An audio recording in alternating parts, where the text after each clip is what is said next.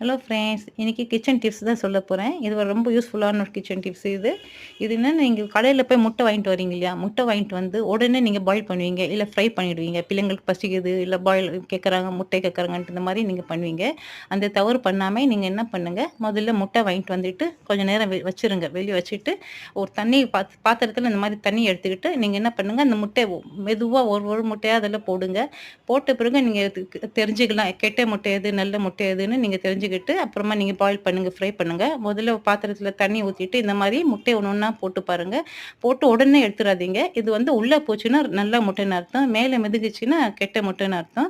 இந்த மாரி ஒரு 10 செகண்ட் இந்த மாரி போட்டு பாருங்க. மேல வரலன்னா அது நல்ல முட்டைன்னு அர்த்தம். அப்புறமா நீங்க பாயில் பண்ணலாம், ஃப்ரை பண்ணலாம். அது மாரி பிள்ளைங்களுக்கு குடுக்கலாம். இல்லன்னா அது வந்து கெட்ட முட்டை இருந்துச்சுன்னா, தெரியாம நீங்க செஞ்சுட்டீங்கன்னா, பிள்ளைங்களுக்கு பாதிக்கும். அது ரொம்ப சைட் எஃபெக்ட் இருக்கும். பார்த்து இந்த மாரி செய்யுங்க நீங்க. இது டிப்ஸ் புடிச்சிருந்துச்சுன்னா லைக் பண்ணுங்க. சேனல்